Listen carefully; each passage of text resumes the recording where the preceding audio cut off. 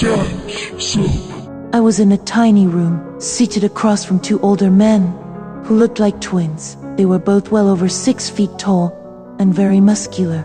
Their eyes reminded me of nothing so much as those of animals that had never before seen people.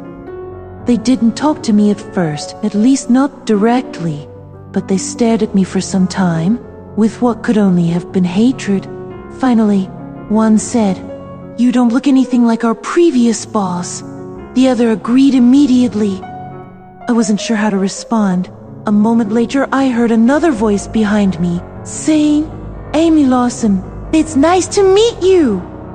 When the speaker came around into view, he startled me even more than the twin men on my left and right. He seemed to be no more than 20 years old. His hair was dark blonde but cut short, and his skin was nearly as pale as mine. His expression suggested a friendly interest in all things human, rather than the contemptuous attitude shown by the two thugs. And yet, the young man still looked familiar somehow, though it took me several moments to realize why. "Oh," I finally said, speaking the thought aloud. "You're Gary?" "Yes," he answered with a smile, stepping up beside me to shake hands. Then he turned toward the door through which I'd entered and opened it just enough to let us both pass. "Let me show you around." We started walking down the hall, with Gary leading the way. "I've really enjoyed working here," he told me. "I'm going to miss this job. It's helped make some good friends of mine, but I'm afraid there's something we need to discuss now." I followed him out into an empty room. We sat at opposite ends of the table, while I waited for him to explain himself further. "You see," he said, "the ceremony is scheduled to begin tomorrow afternoon. That means we don't want anyone else to find out about your new job until after you've actually done it." I frowned, not understanding. "What are you talking about?" "Now, Amy," he added quickly, seeing the look on my face, "you have to trust me on this. It's too important to go wrong. Please believe me." I nodded slowly. He smiled. "Good." He got to his feet and held out a hand to help pull me up from mine. He led me into another hallway, then around a corner and through another doorway. As soon as we were outside, I saw a dark blue van parked just beyond the next building over, its rear door standing open. "Wait a second," I said, stopping in my tracks. "Don't worry," Gary replied, continuing toward the van. "You won't feel a thing." I knew what they were going to do, and yet, somehow even knowing this didn't prepare me for it. Gary opened one of the back doors and reached inside to grab hold of my arm again, pulling me forward until I was lying across two thick canvas straps that had been looped and tied together into a makeshift hammock. I tried to cry out, but when I did, I realized I was already unconscious. I woke up suddenly, with no idea where I was, or how long I'd been asleep. A quick glance around told me everything. Directly in front of me was some sort of event stage. Behind me were dozens of rows of seats filled with people who all looked like people. I shook myself awake, wondering if I were dreaming. The faces I saw looked human, though perhaps because I felt so strange, each seemed slightly unfamiliar. And then I turned to the left and noticed something else. 3 huge screens hanging on the wall behind the platform, and the same scene being replayed on every single one of them. I leaned closer for a better look at the screen nearest to me, only to discover a close-up shot of my own face staring right back at me. In the background, a woman spoke off camera. In order to preserve her innocence, my eyes moved over to my face in the next frame. "What is this?" I asked out loud as I pulled away from the screen and began scanning the rest of the crowd. The answer came quickly enough. "We're here," said Gary, moving up beside me, "to celebrate your first day." He smiled down at me. "Why am I dressed like this?"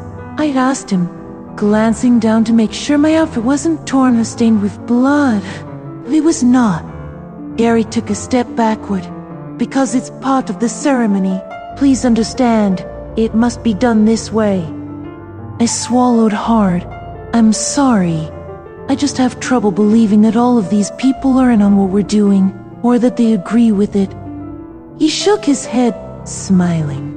"You needn't worry on that count, Amy. I'll explain everything soon enough." Then he added, "Please stand by for the invocation now." I looked up to see the woman who had spoken earlier walking slowly toward us. She wore an orange dress and held a large wooden staff in her right hand, and though she was older than I would have expected, I noticed right away how beautiful and strong her body seemed, especially considering how little physical activity seemed to have been involved in preparing her for her role in the upcoming ceremony. The man seated next to her stood when she approached, then led the two of them around to my side of the stage, which meant facing me directly across from them both. The old man raised his arms above his head as though holding some sort of heavy weapon. "Hear me," he shouted suddenly into the silent air between us all. "We gather here today," he went on, lowering his hands to grip his staff at its base, "to celebrate the successful passing of a test." His eyes moved from person to person in the crowd, taking note of each one there. Then he paused a moment, allowing his gaze to fall upon Gary, who was off standing to the side. "Amy Lawson has passed this test successfully," he said next, turning back toward the audience again, "and thus it is time for her to join our ranks. So please welcome Amy Lawson into your midst and help her through this difficult transition." At once I felt hundreds of people reaching out toward me, each trying to touch me somehow or whisper something directly in my ear. It was frightening, but not unpleasant. It only lasted several seconds before everyone fell still again, leaving me alone with these three strangers who had come so far just to meet with me. And yet they continued looking straight ahead and didn't seem any more comfortable with their own situation than did I. I simply waited for whatever came next. "Thank you," I began finally, but stopped myself when the woman stepped forward and held out a dagger for me to take. "Hello," she replied softly, her face filled with a strange mix of sadness and warmth that made me want to cry. "It's nice to meet you." I looked down at the weapon she'd given me, noticing how perfectly it matched the rest of my outfit. The blade was very short, almost no longer than my hand was long. It had a wooden handle carved into a shape vaguely reminiscent of an owl. Its tip appeared sharp enough, however, and though it wasn't much wider around than two fingers put together, it seemed strong enough to cut through anything. I nodded in reply to the woman who stood beside me, then turned away and stared back up toward where Gary stood waiting to one side. He gave me what could only be called a knowing smile as I started to move, then took hold of my arm and gently guided me over to the place where he wanted me to stand. A moment later he slipped his hand into mine, squeezing it lightly as I settled into position alongside him. The man behind us repeated the words we'd all heard earlier. "Hear us now," he cried out, raising his staff high into the air before lowering it again to point directly at me. "We gather here today," he continued, "to celebrate our successful passage, to welcome our newest member, and to say goodbye to an old one." His eyes shifted from person to person in the crowd. "Please welcome Amy Lawson into our ranks," he said next. "Help her through this difficult transition." There were more hands reaching out toward me this time, more whispering voices trying to speak through me. "It's time," whispered someone right next to me. "Amy," another voice added just on the other side of my head. "This is your final test," a third speaker reminded me a few moments after that, speaking so quietly that I had trouble making out most of his exact words. Gary walked to the center of the stage. He faced me, smiling, then reached forward and lifted my chin so that my gaze fell upon his. "Are you ready?" he asked, keeping his hand firmly planted against the side of my face. I closed my eyes and lifted the dagger to my chest, then nodded once. At the same time, I could feel something hot begin to burn inside of me, something that seemed to move into every single part of my body at once. I opened my eyes and proceeded to press the dagger into Gary's heart, cutting through flesh and bone until I buried the tip deep within his torso. The room erupted into applause and cheers when they saw what I was doing. The woman in orange even smiled as she stepped up beside us, holding out the wooden staff in her right hand while resting her left on top of my shoulder. She spoke softly to me as she guided me toward the edge of the platform. Let them have their way with him now, she said. Don't stop or try to fight back.